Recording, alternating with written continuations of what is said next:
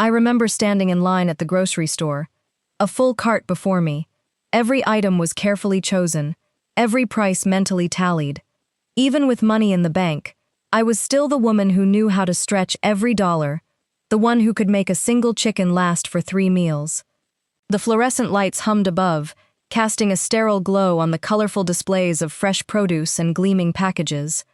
The air smelled faintly of ripe fruit and cleaning supplies, a familiar, almost comforting blend.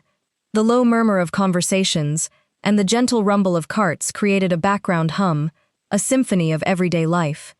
I felt a familiar, quiet satisfaction as I watched the items glide across the scanner, each beep a small confirmation of my careful planning, a testament to my ability to manage and provide. The cashier, a young woman with bright, curious eyes and a name tag that read Sarah, smiled warmly. Her dark hair was pulled back in a neat ponytail, and a faint scent of vanilla clung to her. "That'll be $143.20. Her voice was cheerful, almost musical. I reached for my purse, the worn leather familiar beneath my fingers. I pulled out my debit card. It was a simple, everyday transaction, one I had performed countless times. I swiped my card. A dry buzzing sound, sharp and unexpected, cut through the low murmur of the store. Declined. My face flushed hot, a wave of heat rising from my chest to my hairline. It felt as though every eye in the store had suddenly turned to me.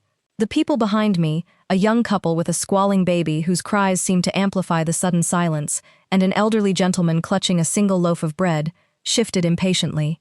I could feel their gazes, heavy and critical, even without looking up. My heart began to pound, a frantic drum against my ribs. "Oh, sometimes it does that," I mumbled, my voice a little too high, a little too quick. "Let me try again." My fingers, suddenly clumsy, fumbled with the card. I swiped it once more. Declined. The cashier's pitying, annoyed gaze burned into me. Her smile had vanished, replaced by a tight, professional frown. She avoided my eyes, looking instead at the screen, then back at the card. "I'm sorry, ma'am. It's definitely declined." The words hung in the air, a public pronouncement of my sudden, inexplicable failure. My throat tightened, making it hard to swallow. The baby behind me let out another piercing wail. My carefully constructed composure crumbled, dissolving into a hot wave of shame. I couldn't meet Sarah's eyes, or anyone else's. I had to leave the full cart, a monument to my humiliation, and walk out, head bowed, hands empty, the automatic doors sliding open and closed behind me like a final, definitive judgment. The cold autumn air outside offered no comfort, only a stark reminder of my exposed vulnerability. I arrived home shaking, not from the biting wind that had whipped around me on the walk, but from a humiliation that scorched me from the inside out. My small apartment, usually a haven of quiet comfort, felt suddenly alien, unwelcoming. I dropped my purse on the worn armchair, the thud echoing in the sudden silence, and fumbled for my phone, my fingers trembling so violently I could barely grip the smooth metal. I opened the banking app. Incorrect username or password. A cold dread began to spread through my stomach. I tried again, meticulously typing each character. The same message. A knot of panic tightened in my chest. I called the bank, my heart hammering against my ribs. 10 minutes on hold, the tinny elevator music doing little to soothe my rising panic. Finally, a distant, professional voice, calm and detached, explained. My access had been modified. "Only the primary account holder can make changes, ma'am," the woman stated, her tone devoid of emotion. Julian. My son, Julian. The name echoed in my mind, a bitter taste on my tongue, like ash. The same Julian who, 2 years ago, had insisted we put everything in his name, to make things easier, so I wouldn't have to worry. He had sounded so convincing, so mature, so eager to take on the burden. "Mom, you've worked your whole life. Let me handle this. It's time you relaxed." How foolish I had been. How blind, how naive to believe that my own son, the child I carried, nursed, and raised alone after his father abandoned us, would ever do this to me. The betrayal was a physical blow, a sharp pain in my chest that stole my breath, leaving me gasping. It wasn't just the money, it was the shattering of a trust I had believed unbreakable, a bond I thought was sacred, forged in years of sacrifice and unconditional love. It was the tearing apart of the very fabric of my world. I hung up, the phone feeling heavy and useless in my hand. I sank into the armchair where Julian used to watch cartoons, his small body curled up, eyes wide with wonder, a half-eaten cookie clutched in his hand, while I returned from my second job, feet swollen and aching. I looked around this small apartment. Every piece of furniture, every faded curtain, every chipped mug, a testament to years of housekeeping, double shifts, every coin saved by denying myself everything, all for him to study, to have what I never had. To go to college, to wear nice clothes, to eat good food, to never feel the sting of poverty that had defined my own youth. And now, I was here, without access to my own money, unable to buy food or medication. The irony was a cruel, bitter joke. My finger hovered over his number, a desperate plea forming on my lips. I almost called, almost begged him to explain, to fix the error. My thumb trembled, hovering over the green call icon. My breath held tight in my chest, but a small, firm stone settled in my gut, cold and hard, a sudden, unyielding resolve. It wasn't an error. In that instant, with piercing clarity, I knew. Julian knew exactly what he was doing. He had cut off my access, not by mistake, but with deliberate intent, with a cold, calculated precision. He expected me to come running, desperate, humiliated, begging for his help, wanting to see me on my knees, wanting that power over me, over his own mother. The thought solidified into a burning resolve. I would not give him that satisfaction. Not yet. Maybe never. I put the phone away, the screen going dark, mirroring the sudden darkness that had fallen over my world, a world that had just irrevocably changed. I walked to the kitchen, the linoleum cold beneath my bare feet. The pantry, usually well stocked with the fruits of my careful planning, now seemed sparse, almost mocking. It held a half-empty bag of rice, a can of black beans, a small bottle of olive oil, a shaker of salt. I could survive a few days. I had survived worse. His father's abandonment, a gaping wound that had taken years to heal, the grinding poverty that made my hands bleed from washing other people's clothes, scrubbing floors until my knees ached, sleepless nights hunched over a sewing machine, stitching uniforms for a pittance. I had survived everything, and I would survive this. This was just another battle, albeit one I never expected to fight against my own flesh and blood. That night, sleep wouldn't come. The apartment was steeped in a profound silence, broken only by the rhythmic hum of the old refrigerator. I stared at the dark ceiling, the shadows playing tricks in the corners of my vision. My mind replayed the last few months, searching for clues, for warnings I had ignored. The signs had been there, subtle at first, then increasingly blatant, like flashing red lights I had deliberately chosen to dim.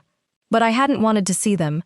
I had actively chosen to blind myself, to protect the image of the loving son I held so dear. The increasingly spaced-out visits, a month, then 2, then 3 between seeing him, each gap a widening chasm. The shorter, colder calls, always rushed, always ending with a vague promise to catch up soon, that never materialized. The way Julian averted his gaze when I tried to talk about my life, his eyes darting around the room, as if searching for an escape. His wife, Mia, with that smug, self-satisfied smile, her perfectly manicured hands often fiddling with her expensive phone, never looking at me with genuine affection, only a thinly veiled condescension. The forgotten birthdays. My 63rd had passed with only a generic text message, a string of emojis that felt utterly meaningless. The broken promises to help with small repairs around the apartment, the leaky faucet, the creaking door, Mother's Day passing without a word, not even a card. Each memory was a small, sharp shard, piercing through the protective shell I had built around my heart. I remembered the last time I went to his house, 3 months ago. It was a Saturday afternoon, bright and crisp, the air smelling of fallen leaves and wood smoke. I'd spent the morning baking his favorite chocolate cake, the one with the rich fudge frosting that always made him smile as a child. The aroma of cocoa and sugar still clung to my clothes. I'd walked the 7 blocks to their sprawling suburban house, a house I'd helped him buy with a substantial portion of my savings, a down payment that had taken me years to accumulate. The manicured lawn, the freshly painted trim, the gleaming windows, it all felt like a betrayal. Mia opened the door, her expression a mixture of surprise and annoyance. Her perfectly coiffed blonde hair seemed to bristle, and her eyes narrowed slightly. "Eleanor, what are you doing here?" she asked, her voice sharp. "We're busy," she said, without inviting me in, her body blocking the doorway. "You really should have called." Julian was behind her, in the spacious living room, bathed in the soft glow of a large flat-screen TV, the sounds of a sports game, a low rumble. He didn't get up, he just raised a vague hand, a dismissive flick of his wrist, and went back to his phone.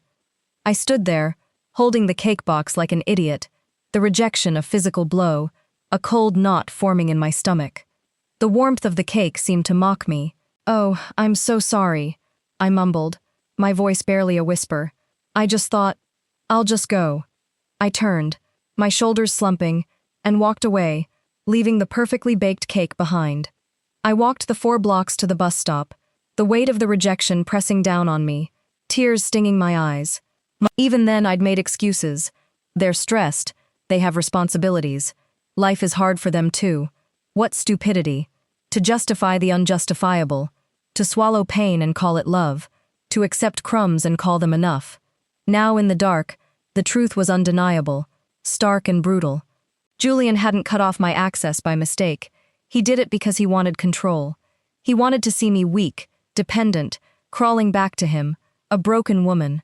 At some point, my son, my boy, had become someone capable of punishing his own mother for simply existing, for daring to need him, for daring to love him too much. I closed my eyes, and an image flashed, vivid and heartbreaking. Julian at 7, his small face streaked with tears, crying because kids at school mocked his torn shoes. Me, kneeling on the cracked pavement, drying his tears with the hem of my apron, my heart aching with his pain, promising new shoes. I worked 3 straight shifts that week, cleaning bathrooms, scrubbing floors, polishing windows until my hands were raw and bleeding. On Friday, new gleaming sneakers were on his bed. He jumped with joy, his laughter echoing through the small apartment, hugged me so tightly I could barely breathe, called me the best mom in the world. That boy no longer existed. The man he had become was a stranger, a cruel stranger, one who had forgotten every sacrifice, every act of love. The following days were a parade of buried memories, each one a fresh wound. Christmas last year. I'd saved for months for that expensive watch he wanted, a sleek, silver one with a heavy, impressive face. $300. That meant skipping meals, walking instead of busing even in the bitter cold, not buying the coat I desperately needed. I wrapped it beautifully, a silver bow and crisp red paper, a small card with a heartfelt message. Arrived on Christmas Eve, a nervous smile plastered on my face, clutching the gift.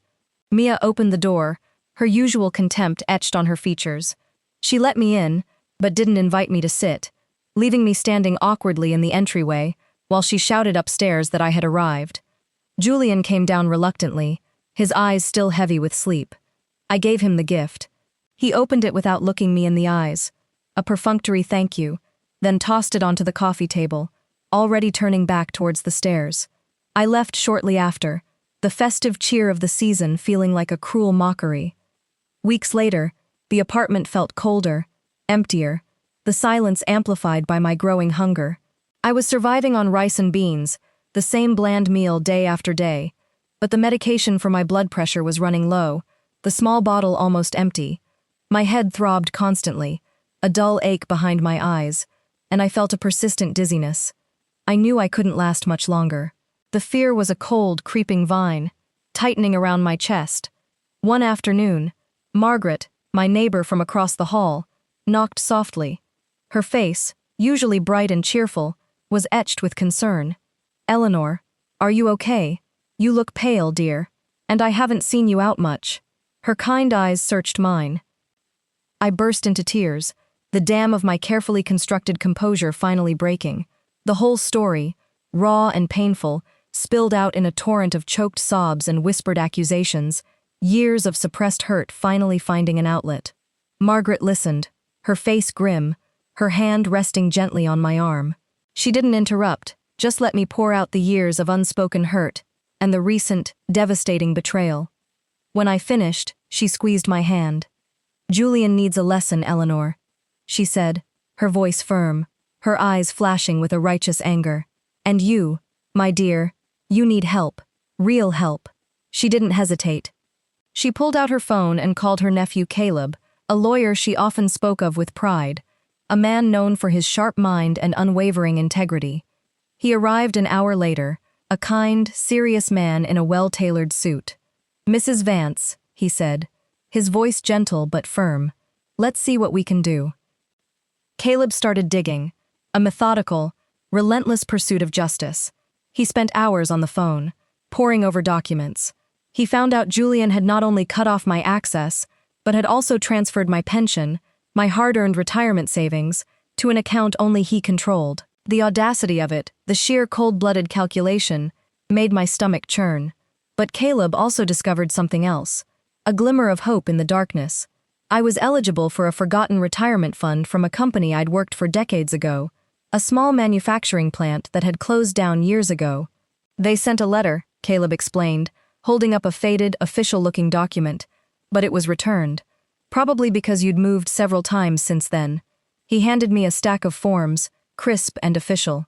"Sign these, Mrs. Vance. That money is yours, legally, without dispute. It's been sitting there, waiting for you." My hands trembled as I signed, each stroke a step towards reclaiming my life. Money I thought I didn't have. Money that meant independence. A lifeline thrown just as I was about to drown. "That's not all," Caleb continued, his voice resonating with a quiet triumph. "You also qualify for state assistance for seniors, an additional $200 a month for medical expenses and food. It's a program designed precisely for situations like yours." My head swam. "How did I not know?" I asked, overwhelmed, tears blurring my vision. "Why didn't anyone tell me?" Caleb's gaze softened.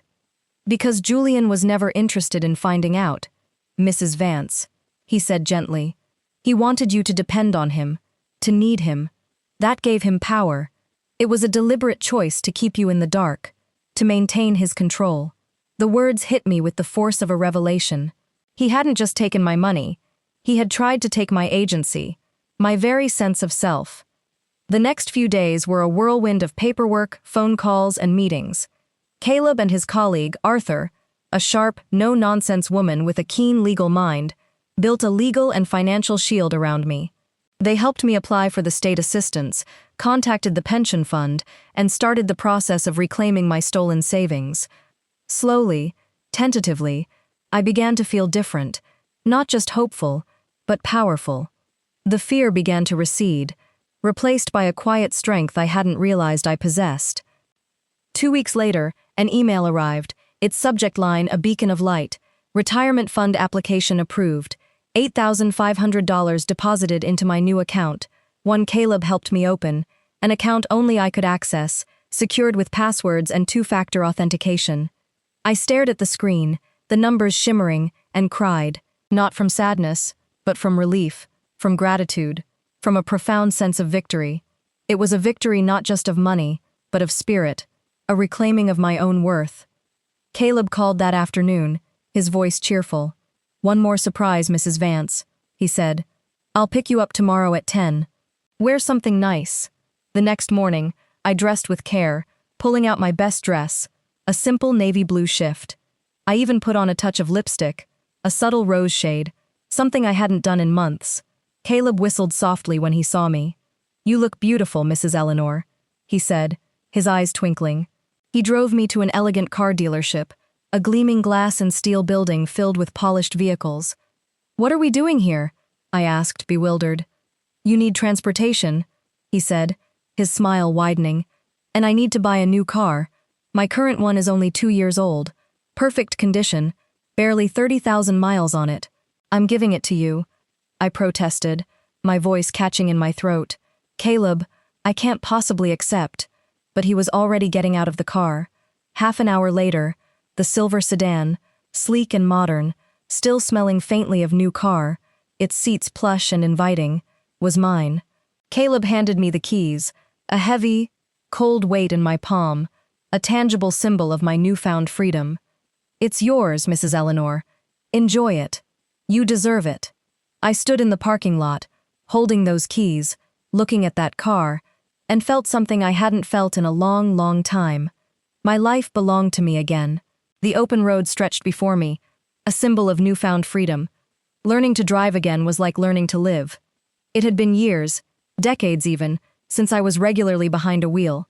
The last car I owned had been a beat-up sedan Julian's father had left behind, long since rusted out and sold for scrap.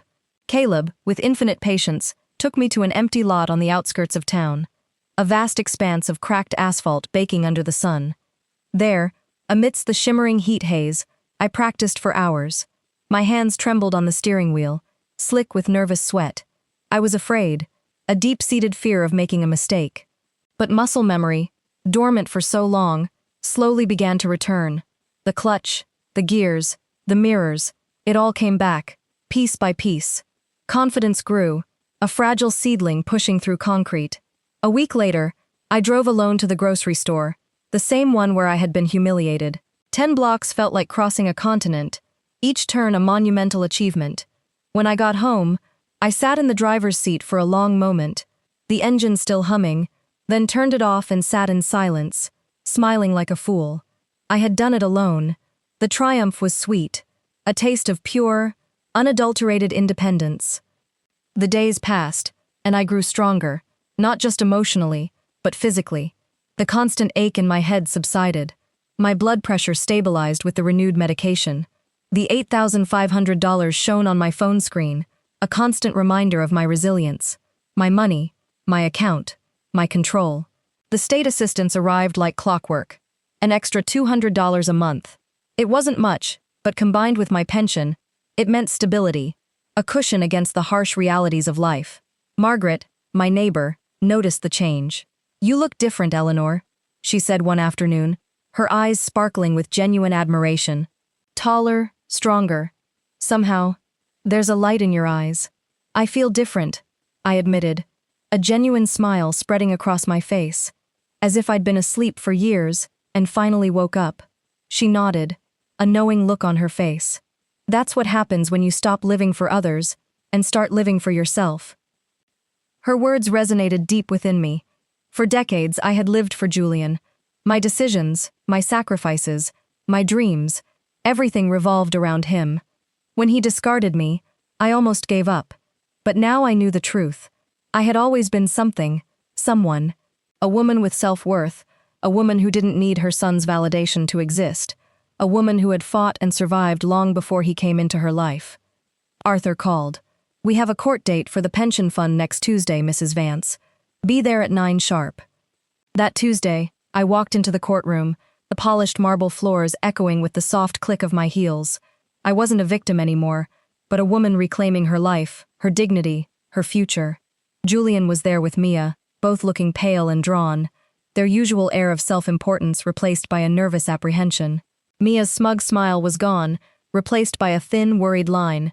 The judge, a stern-faced woman with piercing eyes, listened intently as Arthur presented the evidence, a meticulous, damning account of Julian's actions. He had illegally diverted my pension for 2 years, using my money for his own lavish lifestyle. The judge's voice was stern. She ordered Julian to return all the money, every last cent, plus a substantial fine for financial elder abuse. Julian and Mia looked stunned, their faces draining of color, their carefully constructed world crumbling around them. As we left the courtroom, Caleb squeezed my arm, a triumphant grin on his face. "Justice, Mrs. Eleanor. Sweet, sweet justice." Julian tried to call. My phone buzzed incessantly, his name flashing on the screen. I didn't answer. He sent texts, long, rambling messages filled with excuses and vague apologies. He sent emails, formal and desperate, pleading for a chance to explain. I ignored them all. I knew he was desperate, but I also knew he was desperate for himself, for the consequences he was now facing, not for me, not for the pain he had inflicted. I needed space. I needed to heal, to rebuild the shattered pieces of my trust. Life began to bloom, slowly at first, then with a vibrant, unstoppable force. I started taking painting classes at the local community center, something I'd always dreamed of. I volunteered at a local library, surrounded by the comforting scent of old books. I rediscovered old friends, and found new ones in my classes and volunteer work. I even started dating a wonderful man named Robert, a retired teacher with a kind smile and gentle eyes, who made me laugh and treated me with a respect I hadn't realized I was missing. My granddaughter, Lily, Julian's daughter, would visit every weekend, her bright laughter and innocent questions a ray of sunshine, reminding me of the pure, unconditional love that still existed in my life. 2 weeks ago, I did something I never thought I would. I donated $5,000 to a shelter for elderly women, a place that provided refuge and support for those who, like me, had been discarded and forgotten. When I handed over the check, the director, a woman with tired but compassionate eyes, hugged me tightly. "You don't know how many lives you're going to change, Eleanor," she whispered. But I did know. Someone changed mine, and now it was my turn to pay it forward. Yesterday, a crisp autumn afternoon, the air smelling of fallen leaves and distant wood smoke, I was watering the vibrant geraniums on my new balcony. The doorbell rang, a soft chime that always startled me. Julian. Alone, without Mia, without warning. He stood on my doorstep, looking smaller, somehow, than I remembered, his shoulders slumped, his eyes red-rimmed and shadowed. "Mom," he asked softly, his voice hoarse, "can we talk?" I hesitated for a long moment, the scent of geraniums suddenly sharp in my nostrils. The old fear, the old hurt, flickered, but it was quickly overshadowed by a quiet resolve. I let him in, offered him a cup of the coffee I had just brewed. We sat in my new living room, an uncomfortable distance between us. The silence stretched, thick and heavy. "Mom," he started again, his voice barely a whisper, then stopped, cleared his throat, his gaze fixed on his hands, clasped tightly in his lap. "I've been going to therapy since the trial. My wife insisted. After everything. I've been working on a lot of things." He still couldn't meet my eyes, his shame a palpable presence in the room. "I'm glad," I said sincerely, my voice steady. "The therapist made me see things I didn't want to see. How I treated you, how I used you, how I took for granted everything you did for me. I'm ashamed, deeply ashamed." His voice cracked on the last word. "It's okay," I said, though I wasn't sure it was, not really. "No, it's not okay," he responded, his voice broken, tears finally spilling down his face. "Nothing I did is okay. I treated you worse than a stranger, and you are my mother, the woman who sacrificed everything for me, who gave me everything I ever needed, everything I ever wanted." He choked back a sob. "I don't know if someday you can forgive me, and I would understand if you can't, but I needed to tell you I'm truly sorry, and I'm going to spend the rest of my life trying to be better, to be the son you deserved." I said nothing for a long moment, watching him cry. "Julian," I said finally, my voice soft but firm, "I don't know if things between us will ever be like before. Honestly, I don't think they can be. There are some things that, once broken, cannot be completely repaired. But I appreciate your apology, and I appreciate that you are working on yourself." "That is a start," he nodded, wiping his tears with the back of his hand, a glimmer of something like relief in his eyes. "That's all I can ask," he whispered. He stayed another hour. We talked about superficial things, his work, Mia, and her school, the weather, carefully avoiding the deeper, more painful subjects. It was strange, awkward, but not terrible. It was a beginning, perhaps, of something new.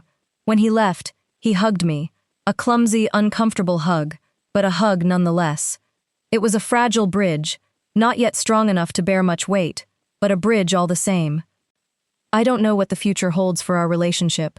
I don't know if we will ever be close again, if the chasm that opened between us can ever truly be closed.